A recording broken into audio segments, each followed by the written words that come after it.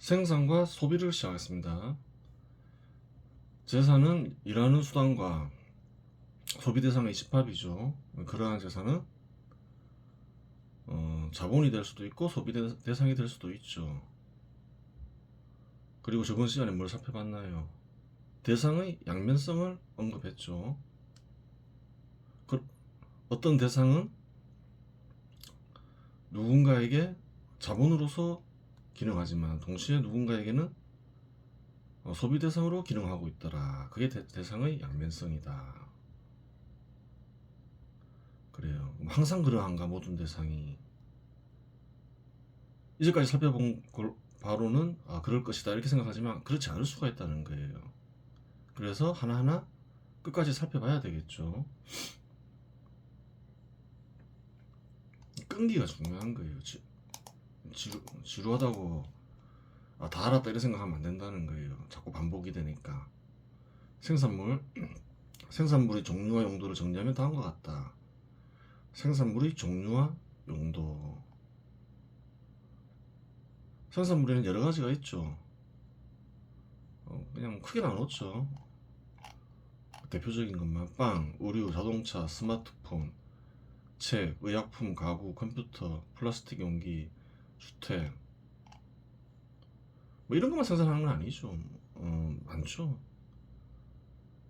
뭐 농산물 이런 것도 생산물이잖아요. 일을 해서 얻은 거 아니에요. 수확한 농산물. 그래요. 한번 보겠습니다. 여기는 주로 이제 생산물 이러니까 모니카가 주로 제조한 것만 얘기했지만 뭐 농산물 같은 것도 생산한 거고, 또 채굴한 광물은 뭔가요? 마찬가지로 생산물이죠. 보겠습니다. 종류, 용도, 빵, 식량으로 소비한다, 의류, 신체 보호 및 패션 여러 가지가 있겠죠. 한번 보면 돼요. 생산물 역시 채굴된 물질과 마찬가지로 자본으로 이용될 수도 있고 소비 대상으로 이용될 수도 있다. 빵은 통상 소비 대상으로 인식된다. 하지만 빵을 팔아 소득을 얻는 빵집 사장에게 빵은 소득을 얻는 작업수단이니 빵집 사장에게는 자본이 된다. 빵을 파는 동시에 이제 누군가는 소비를 하고 누군가는 소득을 얻죠. 양면성이 있다는 거예요. 대상의 양면성. 예를 들어 빵이 개인의 식사로 소비된다고 해 반드시 소비 대상인 것이 아니다. 하지만 경우에 따라 소비 대상으로 이용될 수도 있다.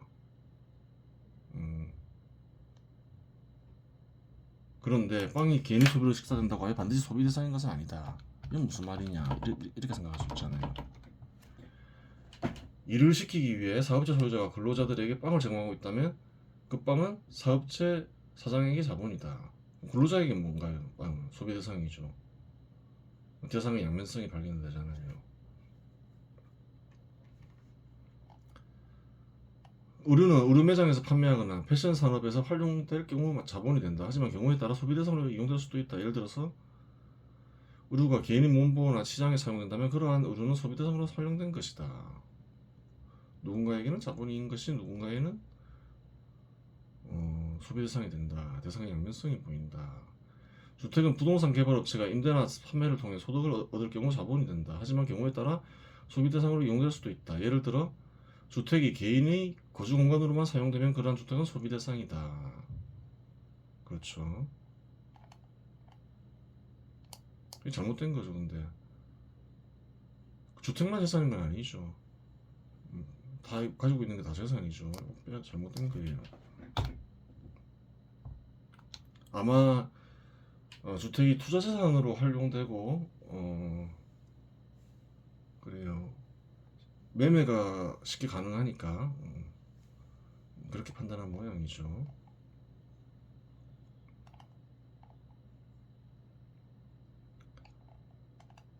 살펴보았듯이 생산물은 자본이 될 수도 있고 소비 대상이 될 수도 있다. 또한 중요한 사실은 생산물은 누군가에게는 자본이 되지만 누군가에게는 소비 대상이 될 수도 있다. 즉 대상의 양면성을 지니고 있다. 그래요. 예를 들어 주택을 임대해 소득을 얻는 임대업자에게는 자본이 된다. 이거는 뭐 이것도 사실은 상관없죠. 생산물을 활용한 건데. 반면에 주택을 일정 기간 사용할 수 있는 권리를 구매해 거주하는 개인에게 주택은 소비 대상이다. 얘가 적절하진 않아요. 뒤에서 따로 다뤄야 되겠죠. 채권을 다룰 때.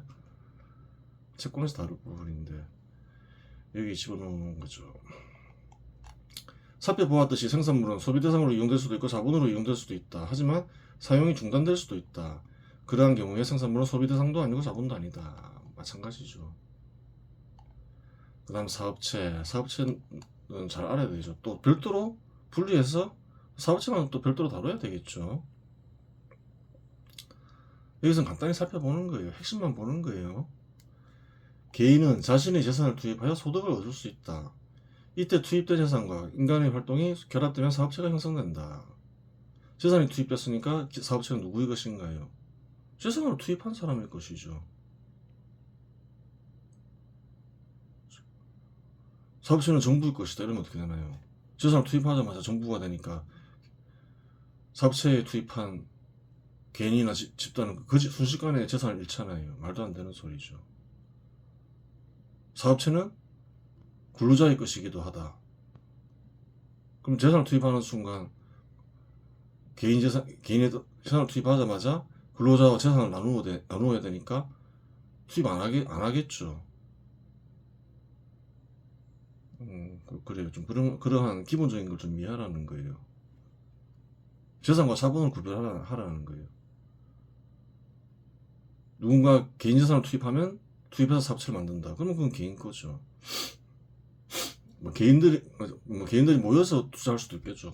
집단을 이루어서 집단 것이죠. 당연한 거죠. 자본과 재산을 구별을 못하면 그런 일이 생기는 거예요. 근로자의 것이기도 하다. 근로자에게도 자본이죠. 소득을 얻는 작업수단이니까. 그 재산하고 자본은 다르죠. 잘 구별해야 되는 거예요. 개인 재산이 중요하죠. 재산이 많아야지 개인들이 재산이 많아야지 그래요. 민간의 재산이 많아야지 자본이 생성되기 쉽겠죠. 사업체가 생성되기 쉽겠죠. 뭐 가지고 사업체를 만들어요? 재산이 없으면. 그 재산을 소중하게 생각해야 되는 거예요.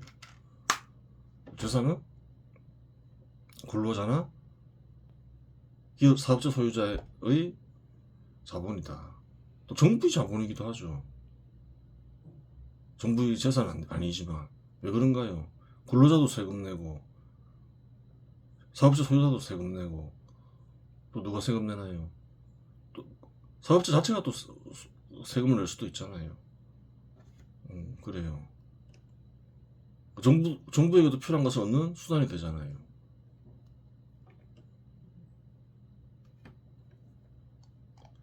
그리고 그 사업체가 중요한 거예요. 그래서 사업체의 종류와 용도를 정리하면 다음과 같다. 사업체 종류는 사회를 이루는 섭리와 섭리법 상에서 언급하는 자본의 분류를 따르도록 한다. 사회를 이루는 섭리와 섭리법에서 확인하면 되죠. 같이 보는 게 좋아요. 사회를 이루는 섭리와 섭리법은 경제편은 핵심적인 부분만 다루었잖아요. 간단하게. 그래요. 생산과 소비는 방대하겠죠. 기초를 다루는 데만 하더라도 상당한 분량이 되니까. 하여튼 분류를 해놨어요. 이 분류하는 것도 또 별도로 만들려면 시간이 많이 걸리겠죠. 어떻게 분류했냐 이런 것은 또 생산 자본의 그 생산과 소비를 다룰 때 나중에 사업체를 별도로 다룰 때 또 할 일인 거고, 일단은 이렇게 분류할 수가 있는 거예요. 생산 자본에는 채취 자본이 있고 공업 자본이 있다. 채취 자본은 뭔가요? 농업 자본, 어업 자본처럼 생물을 채취할 수 있는 거죠. 뭐 식물이건 동물이건. 근데 목초지는 어떻게 그 짐승은 어떤가요? 사냥해서 구하지 않으면 채취 자본이라고 볼 수 없는 거죠. 공업 자본이 되는 거죠. 아니, 생물이나 무생물이나 가공하면 공업 자본이라는 거예요. 채취하지 않고. 그렇게 봐야 되는 거예요. 물론 사냥해서 동물 짐승을 잡았다. 그래서 그런 필요한 수단으로 이용한다. 그러면 채취 자본이 되는 거죠. 잘 구별할 줄 알아야 돼요. 생물이라 해서 다 채취 자본이 아니라는 거예요. 광업 자본, 뭐 물질을 채굴하는 업체죠. 무생물, 공업 자본, 소비물 가공 자본이 있고 크게 작업수단 가공 자본이 있더라. 소비물 가공 자본은 누가 구매하나요? 소비하기 위한 개인들이 주로 구매하죠. 소비 대상이 되죠, 보통상. 그래요. 소비 대상이 될 수 있는 거죠, 개인들이. 그런 게 이제 소비물 가공 자본이고, 공업 자본, 작업수단 가공 자본. 작업수단에 뭐가 있나요? 여러 가지가 있을 수 있죠. 공장, 기계, 대표적인 작업수단 가공 자본이죠. 기계 같은 게 작업수단이 대표적이죠. 근데 기계만 있다고 물건 만들 수 있나요? 채취한 게 있어야죠. 그래요. 그러니까 이 두 개를 합쳐서 생산 자본이라 하잖아요. 공업 자본만 있다. 생산할 수가 없잖아요. 소비물이건 기계와 같은 작업 도구이건 또 부품이건 관계를 잘 보라는 거예요. 괜히 채취 자본을 생산 자본이다 이렇게 얘기하는 게 아니라는 거예요. 또 활동만 제공하는 자본도 있죠. 뭐 정부, 상업 자본, 뭐 기타 또 자본이 있겠죠.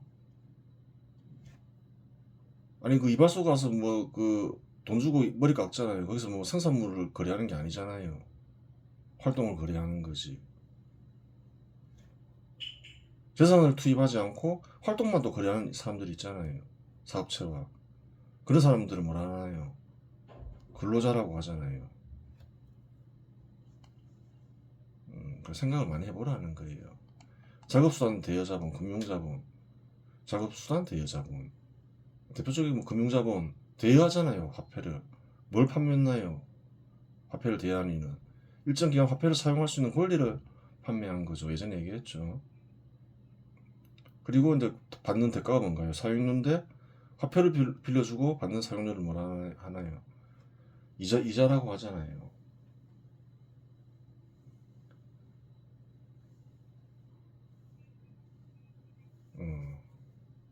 그 은행이 이자 장사를 한다는 말도 잘못된 거예요.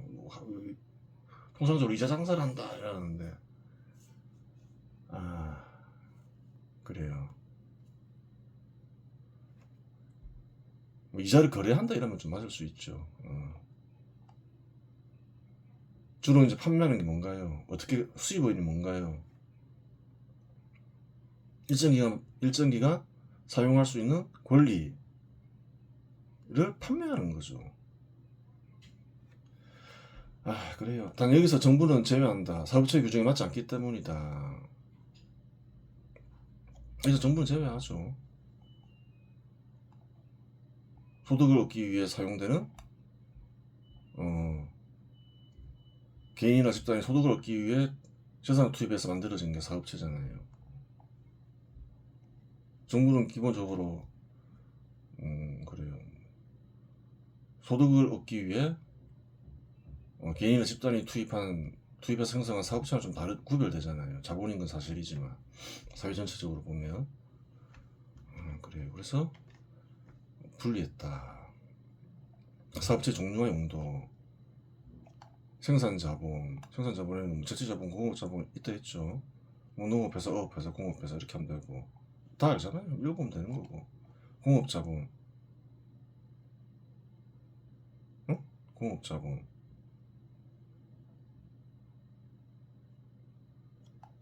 빼야 되겠네.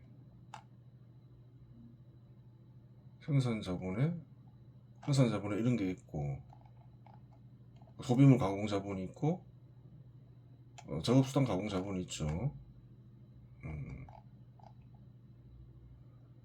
공업 자본은 여기 빼야 되는 거예요. 제조업체도 빼야 되겠네. 응? 나중에 다시 작업하기로 하고.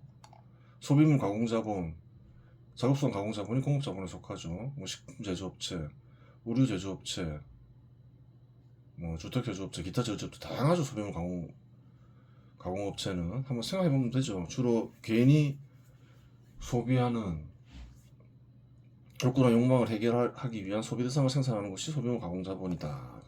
그렇고 작업수단 가공자본, 뭐 원료 공급업체, 작업도구 제조업체가 있더라.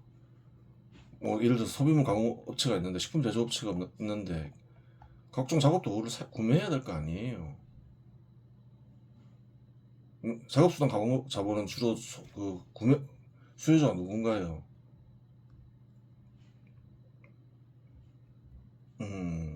사업체가 되는 거죠. 또 원료 공급업체, 원료도 작업수단으로 이용되죠. 잘 보라는 거예요. 활동자본, 물류회사, 통신회사, 전문사업체, 생산물을 거래하는 게 아니라는 거예요. 이런 업체는. 잘 보라는 거예요. 뭐 전문가들도 사업체 만들 수 있죠. 법률, 의료, 경영상담 등 제공하잖아요. 생산물을 판매하는 게 아니라는 거예요. 상업자본, 활동자본 안에 상업자본이 들어가 있는 거죠. 상업이 뭐 생산물 판매하는 게 아니잖아요. 좀 다시 좀 정리를 할 필요가 있죠. 작업수단 대여자본, 건설 장비를 대여하고 사용료를 받더라. 자동차 렌탈, 은행도 그렇죠. 화폐를 대여하죠. 자동차도 뭐 대여해주고 받을 수 있는 거죠. 기타 작업수단 대여자본, 부동산도 대여할 수 있는 거죠. 그리고 임대료를 받죠.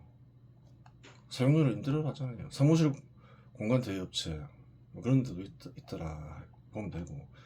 사업체 역시 채굴된 물질과 마찬가지로 자본으로 이용될 수도 있고 소비 대상으로 이용될 수도 있다.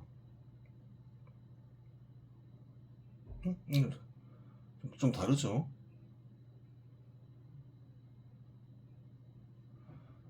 사업체는 특징적으로 자본으로만 주로 이용되지 소비 대상으로는 잘 이용되지 않는다 이렇게 써야 되죠. 농업에 종사하는 사업체는 소유자에게 자본으로 인식된다.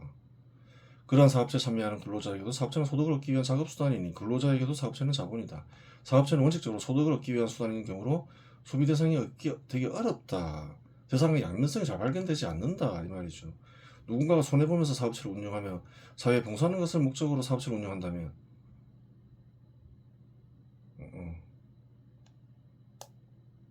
그래요. 그러한 사업체는 재산이 감소하면 결국 파산하게 된다. 그렇죠. 재산을 투입해서 사업체를 운영하는데 다른 목적을 생각하기 어렵다는 거예요. 기본적으로, 원칙적으로. 가장 우선해야 될 게 뭔가요? 소득을 얻고 이익을 낸다. 그거죠. 광업자본에 종사하는 사업자는 소유자에게 자본으로 인식된다. 그러한 사업에 참여하는 근로자에게도 사업자는 소득을 얻기 위한 작업수단이니 근로자에게도 사업체는 자본이다. 근데 누구에게 소비 대상이 되죠? 자본이? 소비 대상이 안 되잖아요. 자본이 대상의 양면성이 발견되지 않잖아요. 광업자본에 속하는 사업체는 원칙적으로 소득을 얻기 위한 수단인 경우로 소비 대상이 되기 어렵다. 그렇죠. 똑같은 말이고 소비물 가공자본, 작업수단 가공자본 그래요. 모든 어떤 사업체는 근로자에게도 사업수단이 되고 사업체 소유자에게도 자본이 되더라. 그게 핵심이죠. 한번 읽어봐요. 살펴보았듯이 사업체, 특히 개인 사업체는 앞에서 살펴본 것과는 달리 대상의 양면성이 존재하기 어렵다. 대상의 양면성이 다 존재한다. 인간이 만든 대상은 그렇게 이해하면 안 된다는 거예요. 문제를 낼 수도 있겠죠.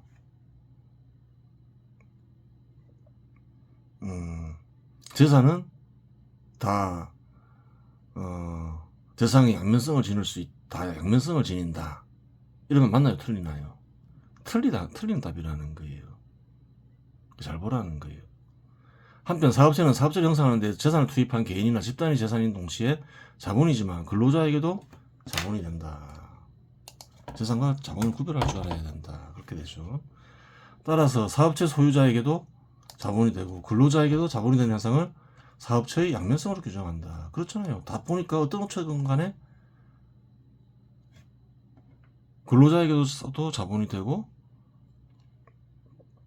사업체 소유자에게도 자본이 되잖아요. 필요한 것을 얻는 작업 수단이 된다 이 말이죠.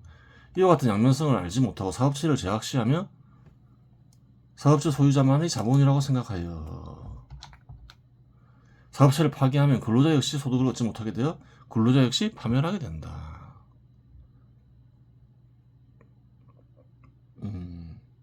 그 잘 생각을 해봐야 되는 거예요. 농업과 관련된 사업체가 대부분이었죠. 고대 농경국가 시대에는. 현 시대에 들어서면서 다양한 산업들의 사업체가 과거에도 있긴 있었지만 크게 성장하죠. 산업 간의 평등이 이루어지면서. 그래요. 그러면서 어떻게 되나요? 사업체를 제약시하죠.